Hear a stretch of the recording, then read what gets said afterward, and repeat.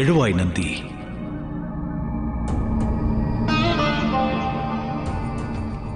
இது சொப்பனம் அல்ல, சத்தியத்தில் இது கைலாயமே. செல் நந்தி, சற்று இளைப்பாறு. இல்லை இல்லை பிரபு, இத்தனை தினங்கள் கடந்து தமக்கு சேவை புரியும் சந்தர்ப்பம் கிட்டியுள்ளது. இளைப்பாறு இத்திளைப்பினை இழக்க நான் உட்பட மாட்டேன். ஆம் பிரபு.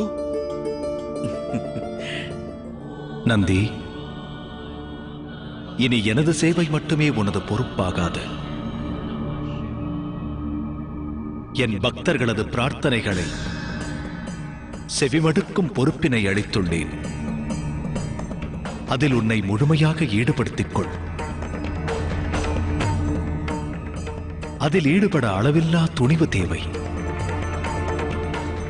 பாரபட்சமின்றி குறைகளுக்கு செவிமடுப்பாய். நியாயம் வழங்குவது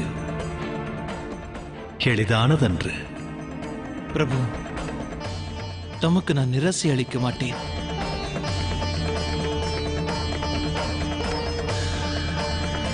இனியேனும் இதை உண்மையென உணர்ந்தாயா? ஆம் பிரபு.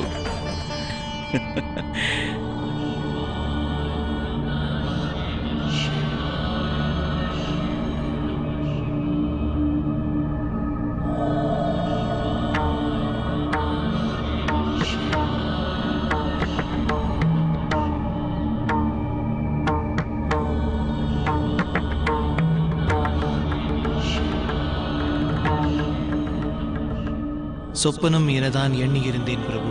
இது போலவே என்றேனும் ஒரு நாள் தேவி சத்தியும் இவ்விடம் சேர்வார்கள். அதையும் சொப்பனமாகவே நான் கருதுவேன்.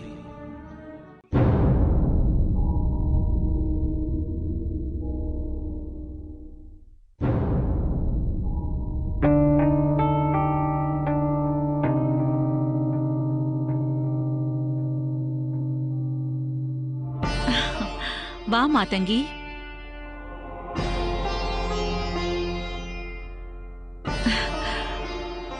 நுழைவாயிலில் நின்றே உனக்காக காத்திருக்க வேண்டும் என்று சதி கூறினாள். நானோ இவளை அரண்மனை முழுவதும் தேடினேன். செல்வோமா? மாதங்கி, இவள் இங்கிருந்து வெளியேறும் போதெல்லாம் இனம் புரியாத கவலை எழுகிறது. இவள் மீது கவனம் வை. இவள் உடன் வர வேண்டியது அவசியம்தானா?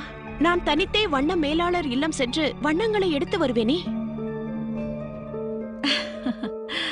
இன்று எனக்கு கவலை ஏதும் இல்லை. ஏனெனில் நீ உடன் உள்ளாயே. என் நிலையிலும் இவளை நீ பாதுகாப்பாய் என்பதை அறிவேன்.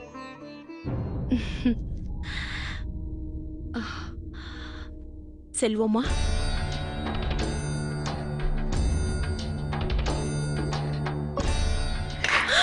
ஐயோ,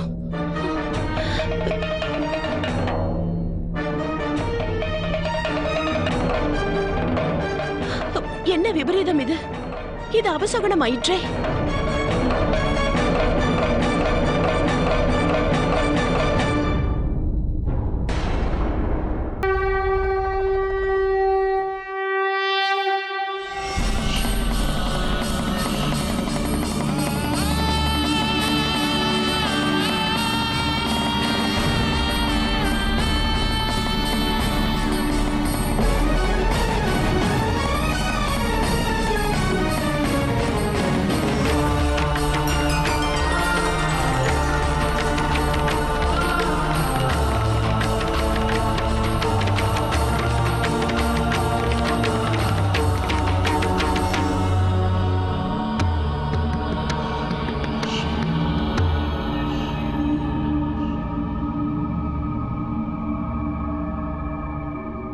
பிரஜாபதி என்னை நினைவு கூர்ந்தது ஏன்? எனக்காக அல்ல, எனது பிரஜைகளும் எனது புதல்வியும் நீ யார் என்பதை அறிந்து கொள்ள வேண்டும்.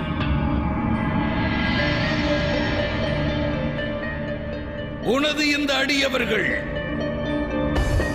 உன்னை பரவசம் கொள்ளச் செய்வது எளிதென்று நம்பிக்கை கொண்டவர்கள். ஏனெனில் நீ விதிமுறைகள் எதையும் பின்பற்றுவதில்லை.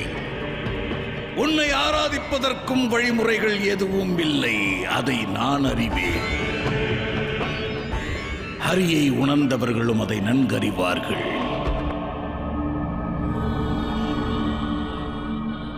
உன் அடியவர்கள் உன்னை குறித்த விபரீத உண்மைகளை உணராதவர்கள். என் தந்தை பிரம்மருக்கு ஆலயமும் ஆராதனையும் இல்லாமல் போகச் செய்ததிலிருந்து இன்று நீங்க வந்தது வரைக்கும் இங்குள்ள அனைவருக்கும் தெரியாத உனது சாகச சாதுரியங்களை அறிந்தவன் நான். நீ வணங்குவதற்குரியவன் அல்ல. தாம் மரியாதையின் எல்லையை கடக்கிறீர்கள் பிரஜாபதி. தமது சிந்தையில் தம் முன்பு இத்தருணம் காட்சியளித்துக் கொண்டிருப்பவர் மகாதேவர் என்பதை மறந்தீர்களா? ஆனால் தாமோ ஒரு சாமானியன். நான் சாமானியன் அல்ல. பிரம்மதேவரின் புதல்வன், பிரம்மகுமாரன். பிரம்மர் சிருஷ்டியை படைத்தது உண்மையெனில் அதை நான் நிர்வகிப்பதும் சத்தியம். வறண்டு கிடந்த பூமியினை வளமாக்கியவன், வாழும் தலமாக்கியவன், வனங்களால் செழிப்பாக்கியவன் நான். நெறிகளால் இப்பிரஜைகளை நான் கட்டி ஆளவில்லை எனில் அந்தணர்கள் மற்றும் ரிஷிகளின் கதி என்ன? அது மட்டுமின்றி இடைவிடாது வேள்விகள் வளர்த்து இந்த சிருஷ்டிக்கு உயர் சிறப்பை சேர்த்திருக்கிறேன். சாமானியன் அல்ல நான். செய்தது எவருக்காக? இவை அனைத்தும் எவருக்காக? நன்னுலகின் நிர்வாகம்,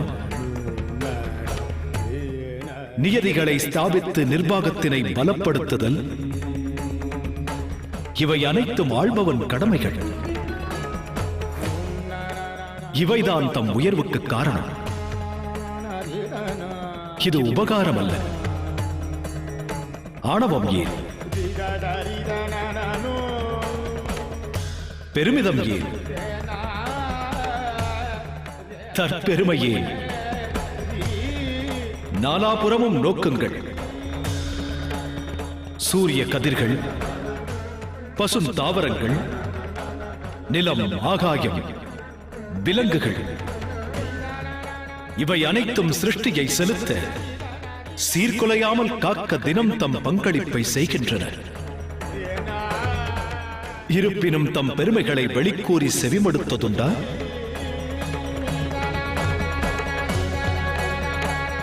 பிரம்மகுமாரரே, தாம் ஞானி அல்லவா? விவேகி அல்லவா? வேகம் விட்டு வேதத்தின்படி நடவுங்கள்.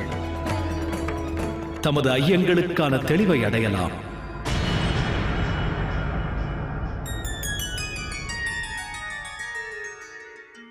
நானோ ஒரு சித்தன்.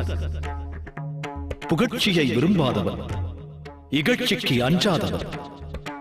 எனக்கு நண்பரும் இல்லை, பகைவரும் இல்லை. பந்தமற்றவன், பிரிவுமற்றவன், ஏற்கவும் எண்ணாதவன், அளிக்கவும் பொருளற்றவன்.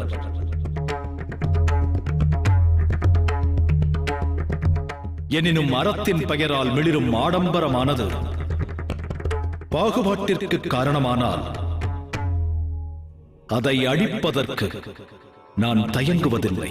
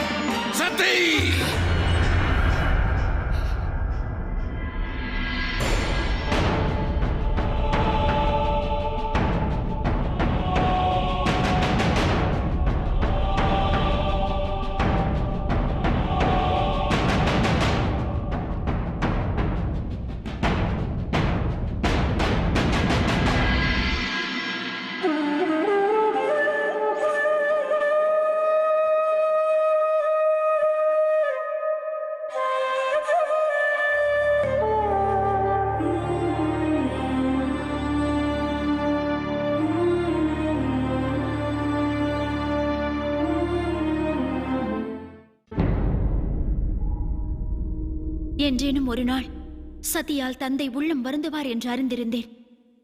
அதனால்தான் என்றுமே அவளது பிடிவாத குணத்தினை நான் ஆட்சேபித்தேன். பிறர் நிலையை அவள் சிந்திப்பதே இல்லை. கியாத்தி அக்கா, இது உண்மை அல்ல. இதுவே சத்தியம். இல்லையில் லிங்கத்தை ஸ்தாபிக்கும் முன் அவள் நம் தந்தையின் கௌரவம் குறித்து சிந்தித்திருப்பாள். அக்கா, பிழை செய்யாதவர் பூமியில் எவர்? நமது தந்தையை விரோதிப்பதும் அவரது அவமதிப்பிற்கு அவள் காரணமாவதும் பிழை அல்ல, அது பாவம். அவள் ஆணவத்தில் ஆழ்ந்திருக்கிறாள். தான் செய்வது யாவும் சரி என்று சிந்திக்கிறாள்.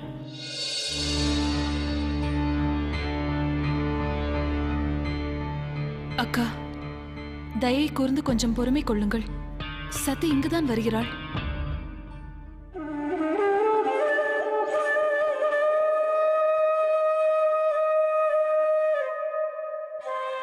சுய பச்சாதாபம் என்னும் வாட்டும் அக்னியில் அவள் வாடிக்கொண்டிருக்கிறாள். தயை கூர்ந்து அவளை நிந்திக்க வேண்டாம்.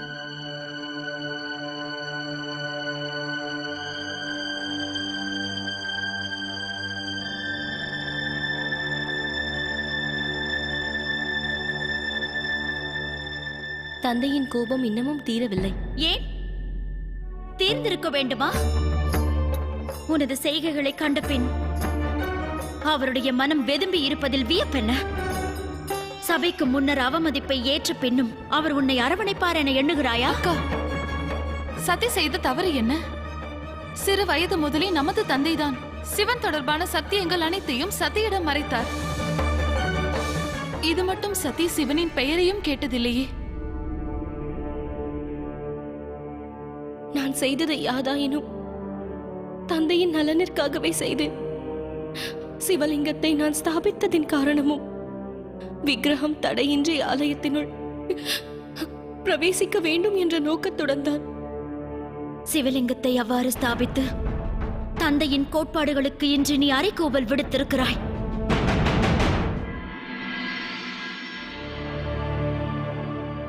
சதி, மாதா,